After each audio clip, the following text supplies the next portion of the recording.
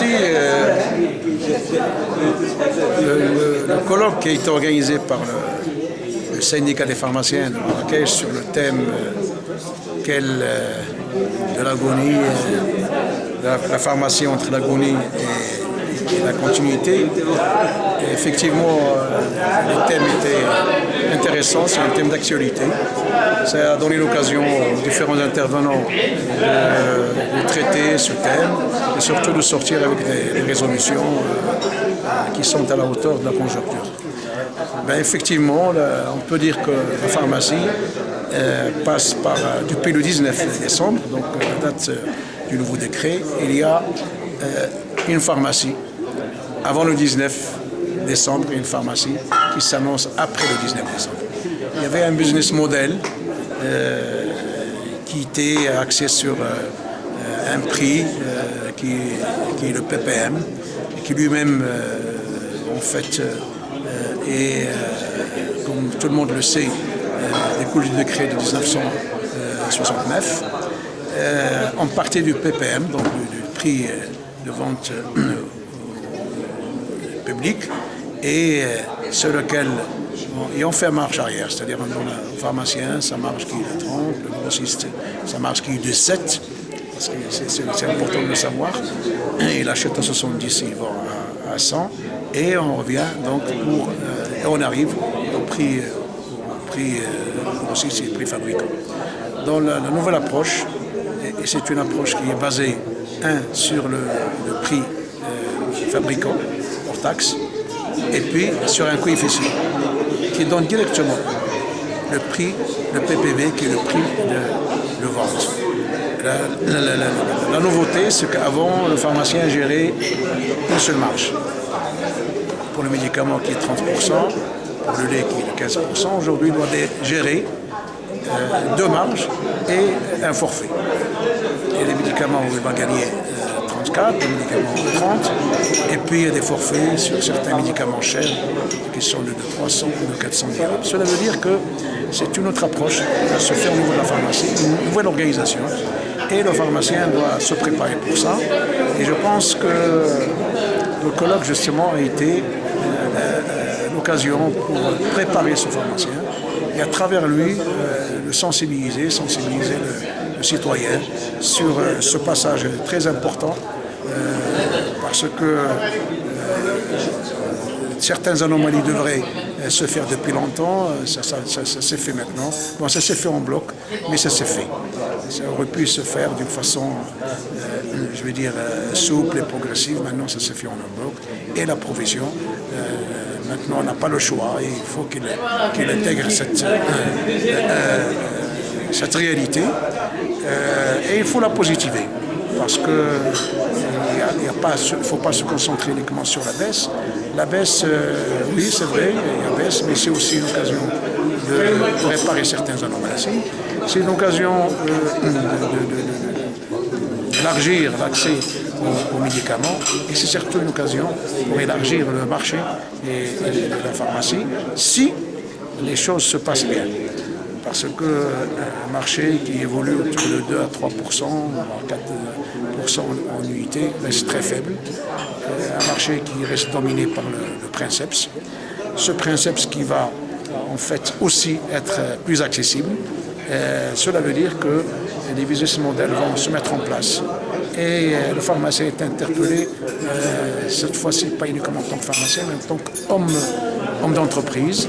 Il faudrait qu'il sache bien gérer ses stocks en commençant par la gestion de sa transition. Il ne faut pas qu'il bascule, qu'il transfère ses problèmes vers le grossiste parce que le grossiste sera obligé de le transférer sur le fabricant. Or, la loi ne permet pas, comme vous le savez, à un fabricant de reprendre des produits et de les réétiqueter, par exemple. Tout ça, et comme il ne peut pas tout faire en instruction. Il faudrait donc que les efforts des uns et des autres se fassent. Deuxième point important qui a été abordé, c'est c'est une idée qui traînait depuis 10 ans, c'est aujourd'hui la nécessité de mettre en place une confédération des médicaments et de la pharmacie qui va permettre aux différentes composantes, justement, et ça devient une urgence, de régler les problèmes qui y a entre elles et d'aller voir le ministère de tutelle avec des solutions qui sont concertées. Voilà globalement, en résumé, ce qui s'est passé dans cette première partie du forum.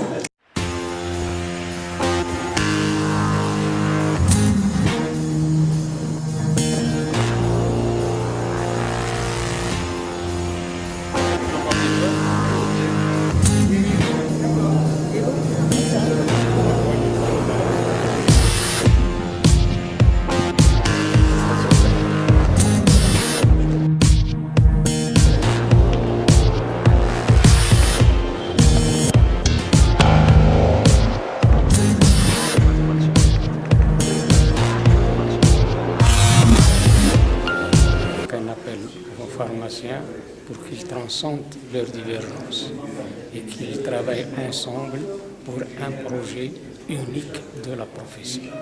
Point.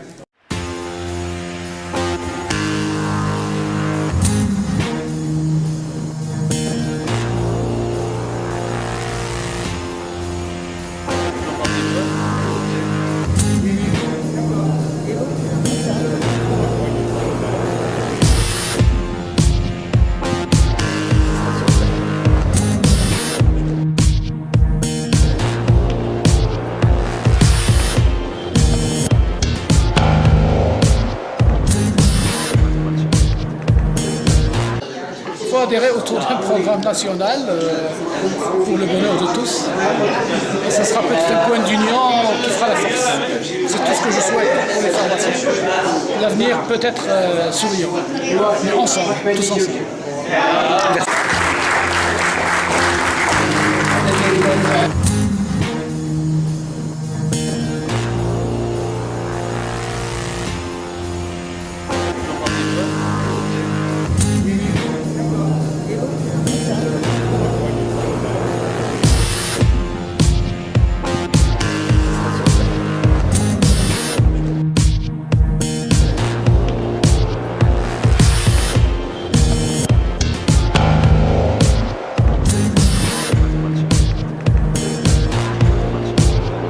Poser la question sur le colloque, comment je le trouve, malgré effectivement la conjoncture difficile, le colloque c'est une réussite. D'abord par la qualité des sujets, la qualité des intervenants, et malgré la conjoncture, la distance, etc., nous avons eu quand même pas mal de monde. Hier la salle était pleine, aujourd'hui elle était aux 3/4. L'après-midi, j'espère qu'il y en aura plus. Et tout le monde est d'accord sur le fait qu'on a appris des choses de la bouche des responsables, de la bouche de spécialistes, au lieu de se fier à la rumeur. Parce que la rumeur, elle tue. Alors que la vérité, il faut la chercher auprès des gens concernés. En l'occurrence, nous avons vu un économiste, nous avons vu la direction du médicament, nous avons vu Madame Marguibi concernant son sujet qui était très intéressant avec la CNSS, avec l'hypothétique, disons, sur le droit de substitution. Je me réjouis donc de participer à ce projet.